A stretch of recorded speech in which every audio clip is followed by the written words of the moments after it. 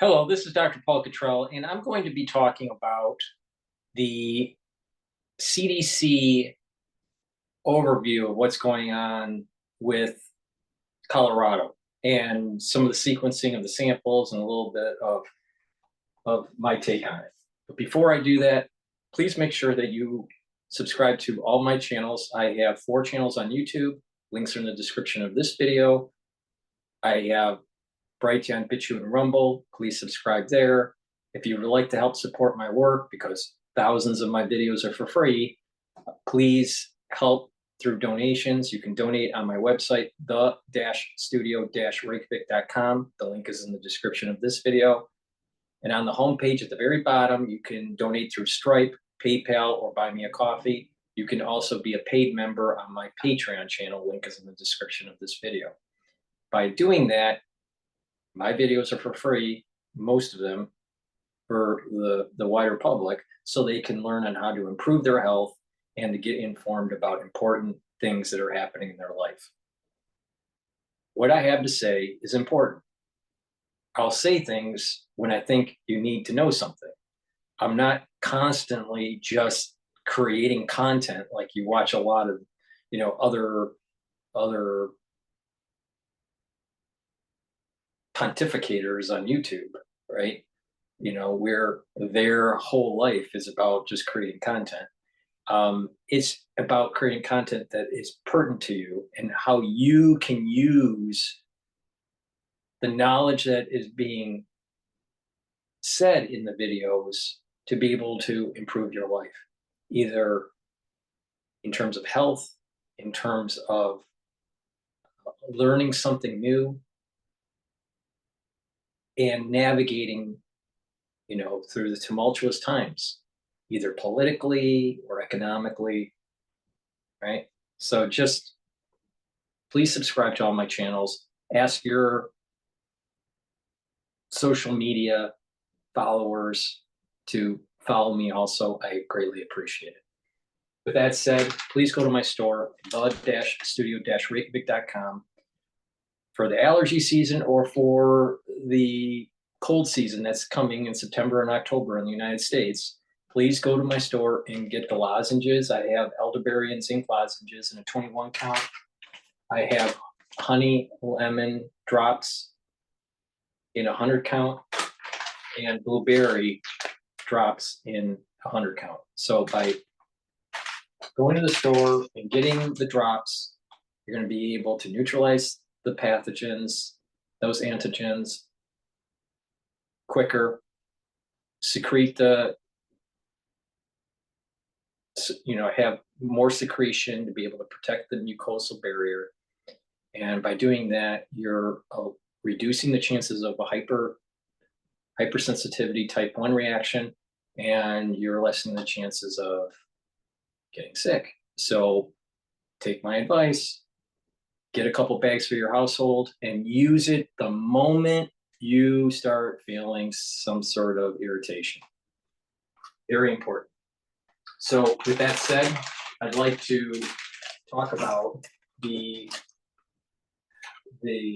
Colorado incident and some of the notes that I have from the CDC website. All right, as of July 19th, and even though I'm recording this on July 20th, this is from the posting from the CDC. There were 4 human incidences of cow for H1N1, human incidences from dairy cows, and there were 6 with poultry. Okay. Now, in a previous video, they were saying that there were only 10 people total since 2022. It's actually 11 in 2022, since 2022, 10 this year. So 6 from poultry and 4 from dairy cow that are human cases. Now, it seems that there's at least 2 of those from Colorado that are coming from depopulation and disposal. Well, on the video I did before, some of the news made it seem, or some of the commentary made it seem as though it was more than 2. So it seems as though it's only 2 out of the 6 cases that were due to depopulation, and the other 4 were from just normal contraction. Now, so is that true or not? I'm not sure. I'm just stating what I was able to glean over from the CDC's website. The serial prevalence. Now, prevalence, seroprevalence is taking the serum from the human and analyzing to see if there are certain types of antibodies. Now, they're starting this program, and it started with samples from Michigan. And the results from this, so what they're looking for is antibodies in the blood, all right, for the highly pathogenic avian influenza H5N1. It started in June of 2024, and there are 35 people that they were sampling on dairy farms. All right, none of the 35 workers showed neutralizing antibodies to the H5N1 highly pathogenic. So that basically means that they didn't contract. They didn't have exposure to it. Many had antibodies to seasonal flu, but not to H5N1 highly pathogenic out of these 35 sample workers from Michigan. So this basically means that they weren't exposed to the H5N1. So this is low exposure. So another data point that suggests even if you're a worker in the dairy, on a dairy farm, it's low exposure. Now again, this was seroprevalence testing only with dairy workers, not with chicken flocks, workers with chicken in a chicken farm. Now, so that's that, you know, unfortunately, we don't have data points for the sampling. A similar situation with chickens. Now, what has been sequenced and data banked with the isolates from Colorado are the following. These are the ones that are human isolates. It's data banked as A/Colorado/109/2024. And the gene bank number is PQ032835. All right.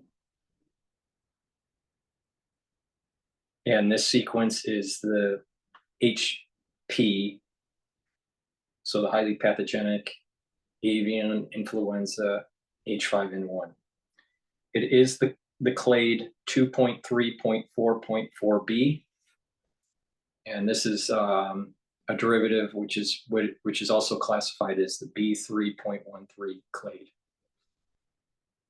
Now, it is the Colorado sequence, fully sequenced, because there are some that are partial sequence, but the full sequence matches the most similar to ones that are matching up in Michigan. The avian genetic characteristics lack the mutations. Okay, this is what I've been saying before. It's lacking certain mutations for it to be problematic in humans. Now, and that goes with that whole replicase. There's 4 proteins for the replication that have to go through certain types of mutations for it to be able to replicate well in humans, and that the NA protein needs to be truncated to allow for it to fuse to human cells easier, okay? And that we have different receptors in our lung. And the upper receptors are more conducive to human influenza versus the lower receptors are more conducive for avian flu. All right. So this is part of the reason why avian flu is so hard for it to pass from human to human, because it's lower in the respiratory tract versus upper in the upper respiratory tract. But if mutations take place that moves it and has affinity to the upper respiratory receptors, then you're going to have higher chance of human-to-human transmission. The Colorado version and all the versions that have been sequenced during this outbreak of H5N1, the highly pathogenic version, they all have mutations that exhibit characteristics that do not go from human to human. Now, this sequence that I mentioned, the Colorado sequence, is one of the replicase proteins, PB2. It has a mutation. It's the M631L mutation, and that mutation is also found in Michigan, and it's in more than 99% of the dairy cows that have been sequenced that have H5N1, highly pathogenic avian influenza. Okay, the genome does not, and that mutation doesn't really exhibit, it being problematic for humans. The genome does not have the PB2E627K mutation in Texas. So there is a mutation on the PB2 protein. This is part of the replicase. In Texas is different than what's going on in Michigan and Colorado. Now, you remember when I was saying about there was more cases of cows happening, especially the last maybe 3-4 months. A lot of those were coming from Colorado and Michigan and Idaho. So there's slight mutation difference with the Texas line and the Colorado Michigan line. There's different mutations there for the PB2 protein. No antiviral resistance with the viral sequence in any of the states. So that means that there are monoclonal antibodies, right, that can test to see if there is high affinity. And none of the highly pathogenic H5N1 is resistant to therapies or monoclonals that have already been developed. Okay, this is another data point that shows that what is floating out there, either zoonosis or what was released on purpose, we don't know, is so similar to the 1997 Guangdong lineage that it isn't supercharged. It doesn't have the capability for it to be problematic for humans. That doesn't mean that it won't, or that something else won't be released that is more problematic. It's just saying that this data set is not problematic with humans. All right, and that antivirals will work. Now, and this will be important on another, I think I wrote it down. Yeah, I wrote it down on why that's important. The other sequencing samples cannot, in Colorado, there were other samples that could not fully be sequenced because the quality, according to the CDC, the quality of the sample didn't get a full sequence. And I find this a little odd, but they weren't able to fully sequence the HA or the NA part of the genome, so we don't know what those mutations are on some of the samples in Colorado. Now, remember what I said. It's really important to understand what's going on with the NA protein, because if it's truncated, you've got a problem. This channel will be talking about H5N1 100% if we have a truncated HA protein, all right? Because that is danger. But we don't have that. But what I do find that is odd is that there are other samples from the Colorado workers that contracted this conjunctivitis that tested positive for H5N1. They weren't able to fully sequence the HA or the NA part of the genome to fully understand what those mutations were. I find that a little odd, but that's what they said. Due to this issue was due to sample quality.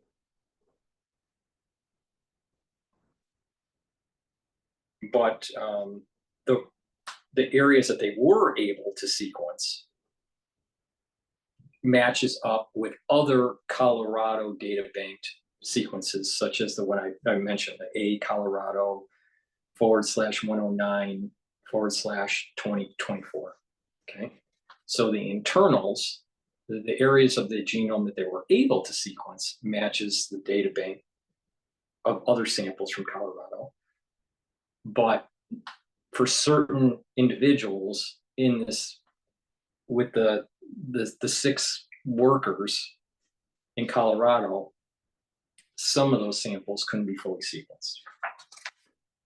So the probability, because it's so close to because it is the Colorado variant, the chances are the HA and the NA sequences that couldn't be identified probably match the ones that can be sequenced, and there's probably not a mutation that is significant. HA Colorado workers, what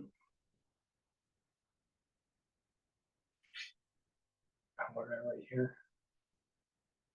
Sometimes I can't even read my writing. Okay, the HA for the ones that could be sequenced, the Colorado workers that have the virus, the HA is close to the highly pathogenic avian influenza H5N1 that's tied to the very close lineage of 1997 Guangdong. Okay. Now, because of that, because there's no significance in a change in the HA, this is important because of the antivirals that are already been developed, either monoclonal or vaccine related, inoculation related. And the 2 that are available that match and that can bind to the HA from the Colorado sequence is ID CDC-R678A and ID CDC-RG71A. They're available. So, if this thing starts spreading and they needed to neutralize it, there are things that have been developed to be able to neutralize the threat. The problem comes in is that if the HA starts to mutate to the point where this development no longer works anymore, that's possible later down the road. Who knows? Like I said, I am more worried about the truncation of the NA protein and the mutations in the replicase and the four proteins that are part of that replicase complex. When those mutations move towards a human-to-human transmission, then I start really worrying.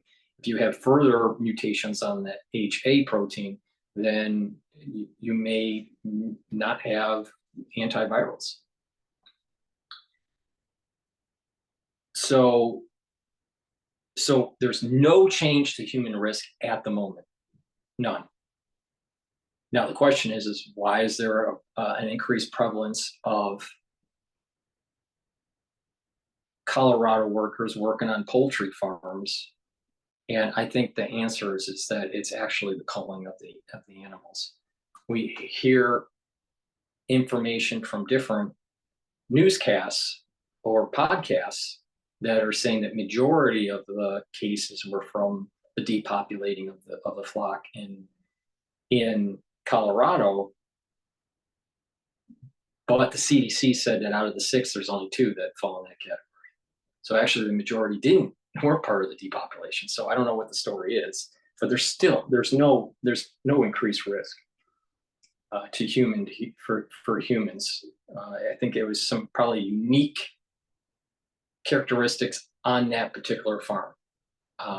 Maybe the quality that's going on with the care of the animals. Maybe it was the compromising nature of the depopulating of the flock, the temperature conditions, whatever. So that's an overview of what is happening at the CDC and what they are transmitting to the public about the sequencing that they've done. Okay, so risk to the average person still extremely low. Risk for people that are working on the farm, either with dairy cows or with poultry, still really low, but it's a little bit more elevated than, let's say, the rest of the human population. My concern is that if there's a policy of mass culling of poultry, then we may have more incidences of human bird to human transmission. All right.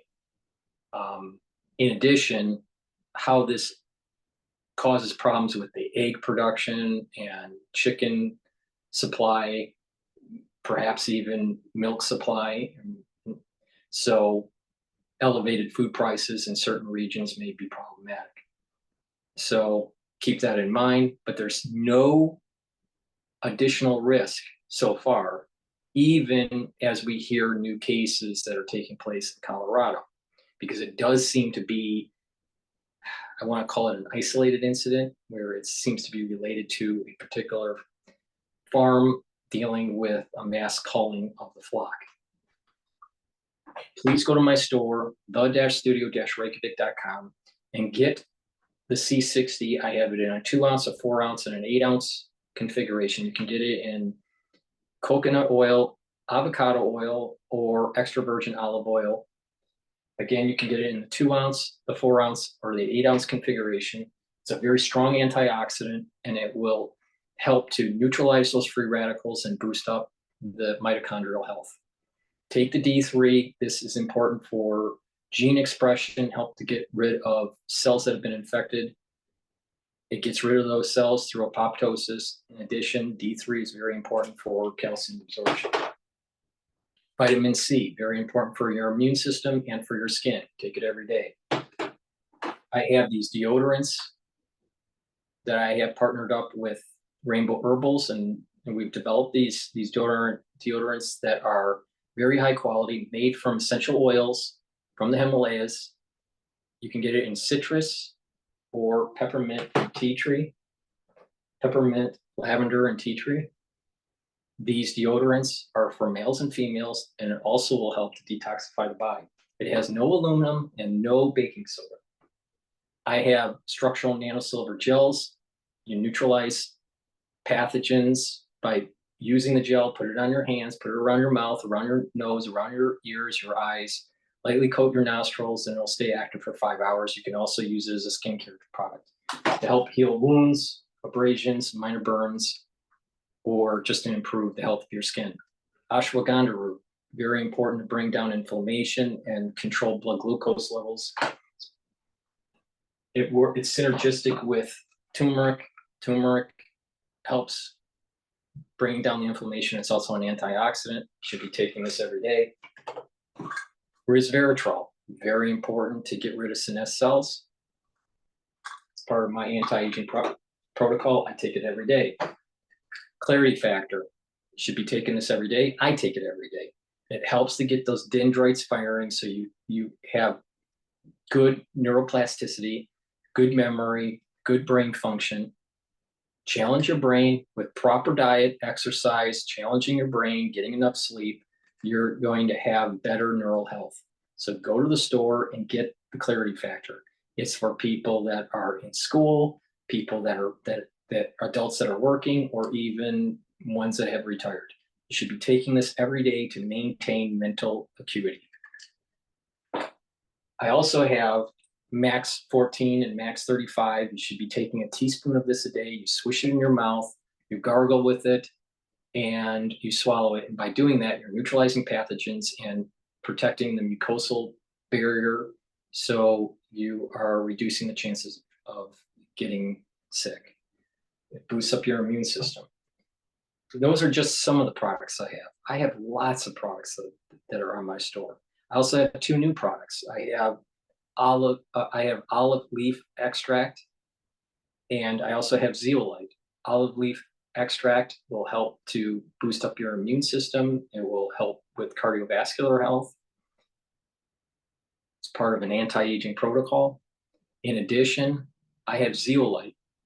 We should be detoxifying our body at least once or twice a year. And there's different things that people should do. They should detoxify their liver once a year. I do a light detox for the liver. Some people do a major one, a kidney detox, and a colon detox. All right.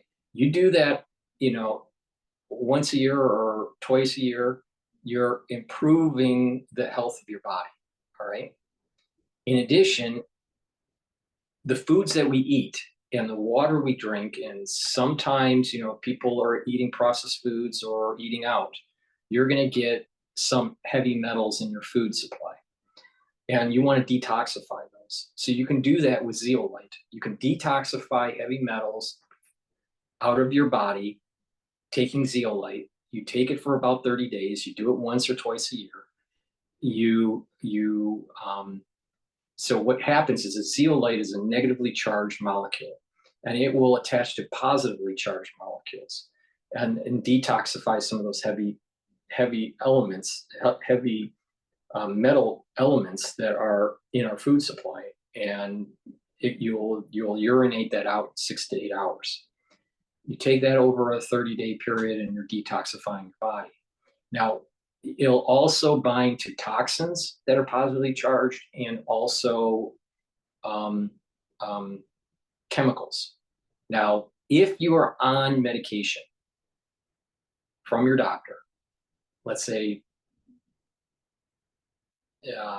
heart medication or neuro medication of some sort, or diabetic medication, before you take zeolite, you need to talk to your doctor to make sure that detoxifying your body would not cause any problems with your medication. That should be done for anything you do. If you decide to start a supplement, if you decide to start an anti-aging protocol, if you decide to just try to get healthier, you should always consult your healthcare professional before you do that, to make sure that you're not doing anything that may perturb your pharmacological treatment. By doing that, you're going to be able to make sure that you aren't hurting yourself. If you haven't worked out in a long time, you need to consult your physician and make sure that, certain things that you do don't hurt you, in terms of working out. If you are taking blood thinners, if you decide to do certain types of supplementation, you have to talk to your doctor and say, I'm thinking about taking this type of supplement. You should tell them about what you are thinking about taking and how that might benefit, or it may be counter-indicating with the certain medication that you're taking. A lot of times, all right, now listen to me, there are many people that are on diabetic medication, heart medication, cholesterol medication, trying to lower their triglycerides. A lot of people on medication because of ADHD, all this stuff, right? There are a lot of people that are on medication, but if you start changing your diet, if you start detoxifying your body, you start using probiotics, when you start supplementing properly for the needs that you have, you will probably start to notice that you don't need as much of the pharmacology as you used to. Let me give you an example, all right? There are many people on metformin to control their blood glucose, or to control their diabetes, all right? So they're taking metformin to control their diabetes. All right. Well, if you take ashwagandha, you'll start to notice that you don't need the metformin or not as much, up to the point where you may even reverse your diabetes through proper diet, proper exercise, and supplementation. So, you know, but you have to do it, you have to ease off of it, ease off of the metformin and start increasing your supplementation with, let's say, ashwagandha, proper diet, proper exercise, and you're controlling your diabetes, your type 2 diabetes, right? If you take the digestive enzyme complexes, you're going to start noticing you don't have as much of a load on your pancreas, and that may actually help with insulin control. All right. So there's things that you can do to actually get you off of the pharmacology. Get you, but you have to do it properly, and you have to talk to your doctor about your unique situation. All right. These are for people that are on medication. There are many people that aren't on medication that are just wanting to improve their health and to prevent themselves from getting diseases like heart disease and diabetes. And I'm giving you the roadmap to do that. But the ones that are on medication, talk to your doctor on how you want to do this lifestyle change, proper diet, proper exercise, proper supplementation, and you'll notice that if it's managed properly, you'll be able to get off of many of the medications that you're on. But you got to do it right, and you have to talk to your doctor, and you have to be informed. And there are going to be some doctors that are receptive, that want you to get off of that stuff. And there are going to be other doctors that are not receptive because they make money writing a prescription for the metformin or the heart medication or the statin, right? Here's another thing. There are a lot of people on statins, and statins have side effects. Well, you can get off of statins. You know how you get off of statin? By taking nattokinase and taking red yeast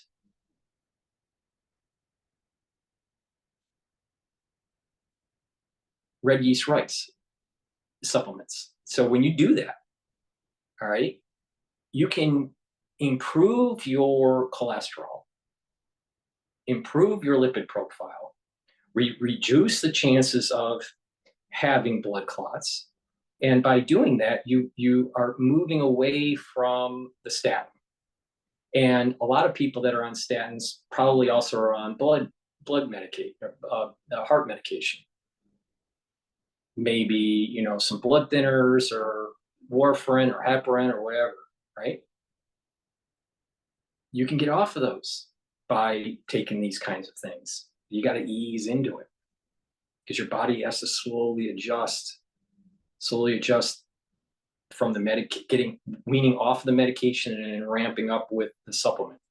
But if you do this right and your disease isn't too bad, cardiovascular disease is not too bad yet, you can get off of those damn pharmaceuticals, because those pharmaceuticals are not as good for your body as just proper diet, exercise, and supplementation. All right, proper supplementation, right?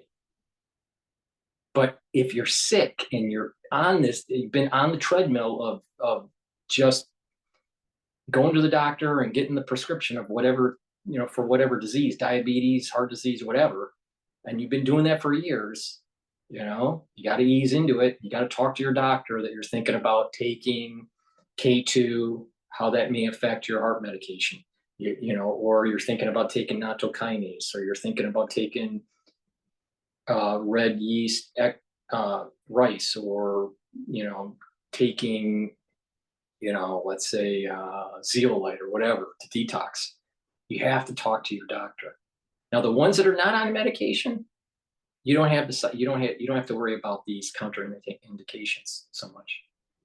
You have to obviously worry about, are you pregnant or not pregnant, any allergies or whatever. But so there's two types of people that I'm trying to help.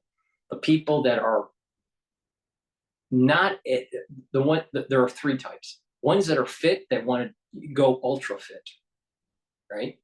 Ones that are average, but they're moving towards a disease pattern and they want to reverse it and be healthy. And there are other ones that are in a disease pattern that want to get out of the disease pattern. So those are the three types of people I'm trying to help.